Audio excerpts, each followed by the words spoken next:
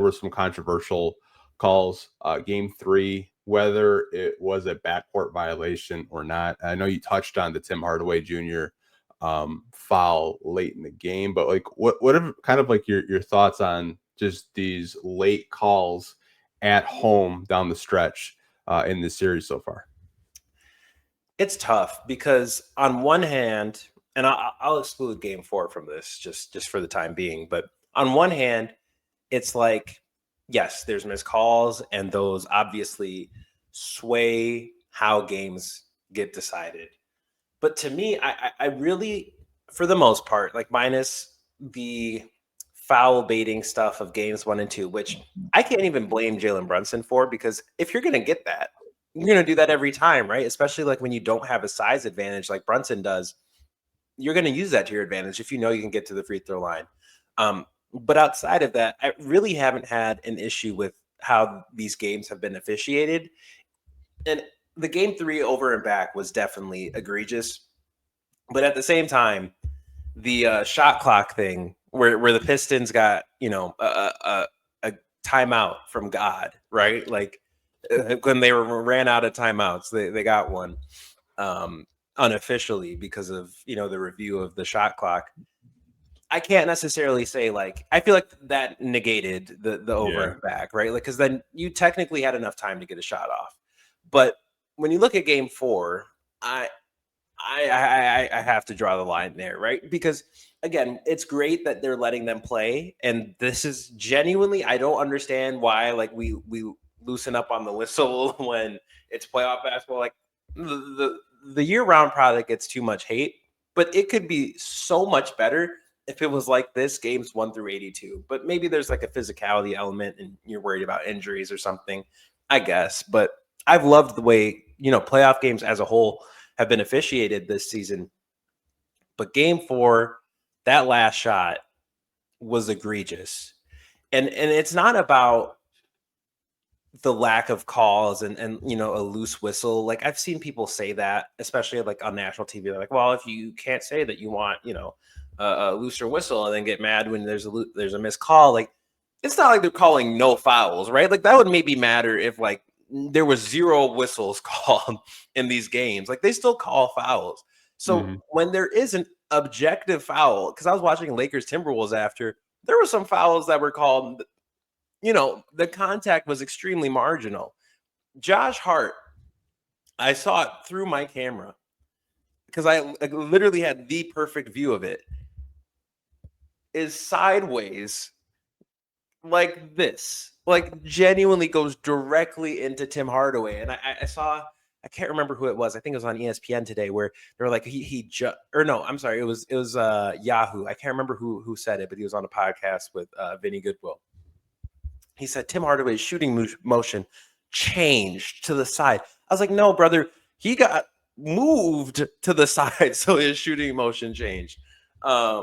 I just feel like that's a call that one has to be made, and if it isn't, it makes 0 sense, like no sense to me, that there is not like anything in place where if there's a questionable call or missed call that you can't just take a look at it after the game.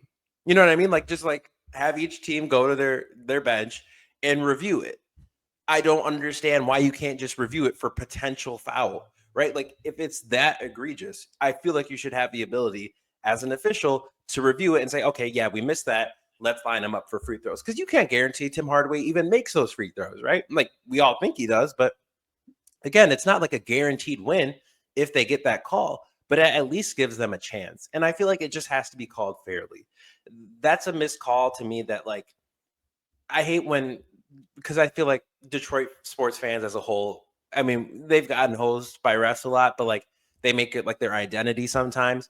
But this is egregious. Like this is something that like, if I see people like saying like, oh, well, they shouldn't have blown the lead. I was like, okay, like we're playing whataboutism right now about something that was egregiously bad.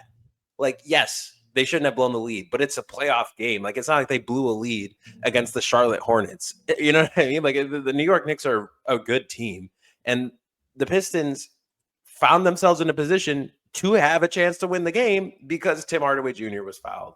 So I don't know.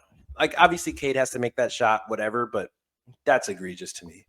Yeah, I mean, I'm not even so much blaming that for the reason why the Pistons lost the game. I think they lost the game because they turned the ball over 19 times. And they've averaged 17 turnovers in the series. Like, turnover's been a huge issue, and you can credit the Knicks defense for that. But not calling that foul, I think, hurts. And I think a lot of Pistons fans are pissed off, and deservedly so. It was a blatant missed call. And if you saw who the official was, kind of makes sense.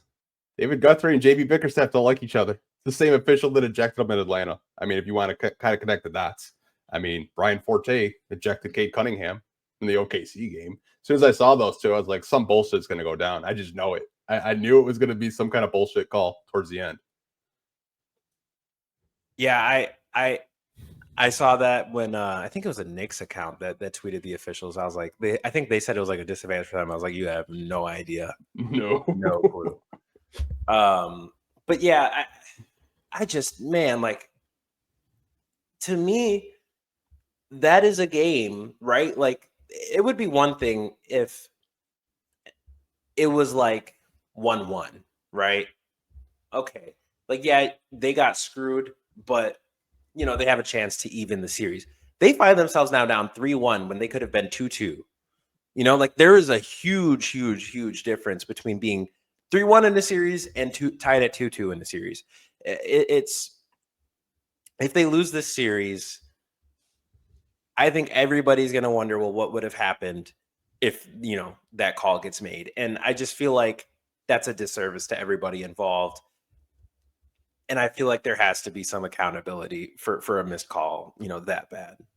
Yeah, I mean, honestly, at the end of the day, a lot of people think we just say Detroit versus everybody because it's a slogan, but it's not just a Piston thing. I mean, Lions have had their questionable calls. I mean, Armando Galarraga had a perfect game basically taken away from him. I mean, the Red Wings have had their issues as well. I mean, it's definitely a thing where it's just a reoccurring theme with Detroit sports teams. But at the end of the day, I guess you just have to move on to game 5, and hopefully you can force a game 6 to, you know, give the fans one more opportunity to pack out LCA on Thursday. Agreed. And yeah, like, I just feel like game 5, if I understand this team correctly, will probably be some of the most motivated hoops this team has played probably all season. Like, there is no way there's not the most massive chip on everybody's shoulder after something that egregious and just completely getting hosed. So I fully expect the Pistons to come out in game 5 and play some of their best basketball. Same here.